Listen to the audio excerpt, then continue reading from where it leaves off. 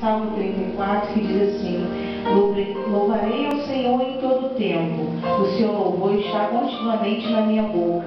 A minha alma se gloriará no Senhor, os mansos o ouvirão e se alegrarão. Engrandecerei ao Senhor comigo e juntos exaltamos o seu nome. Busquei ao Senhor e Ele me respondeu, livrou-me de todos os meus temores.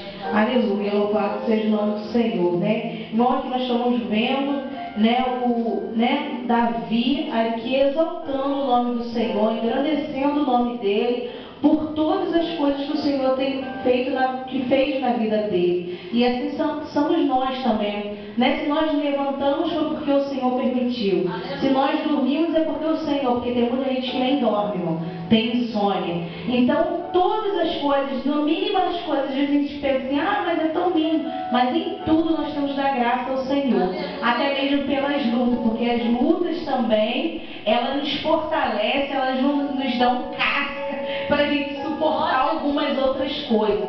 Então vamos estar sempre alegre com o Senhor, vamos estar firme olhando para Ele. Não deixe que nada venha te fazer você parar ou desistir do caminho do Senhor, porque Ele é o único, Ele é o melhor tesouro que eu tenho. Jesus é o melhor tesouro que eu tenho. O meu desejo, o meu sonho é estar face a face com Ele, e que você nesta noite tenha esse sonho, essa vontade, esse desejo de estar face a face um dia com Ele. Agradeço a oportunidade em nome de Jesus. Aleluia.